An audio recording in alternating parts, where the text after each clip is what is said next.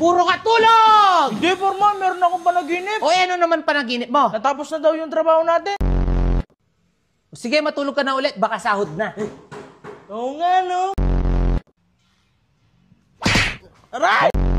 Walang ya kayo! Bakit, Foreman? Bakit mo kami binatukan? Eh sinabihan mo akong bobo. Ikaw naman sinabihan mo akong walang utak. Ha? Eh, last week pa yun eh. Kaya nga! Eh ngayon ko lang na-gets eh. Magre-resign na ako. Sigurado ka? Kailan? Ngayon na. Pupuntahan ko na si Foreman. Tara.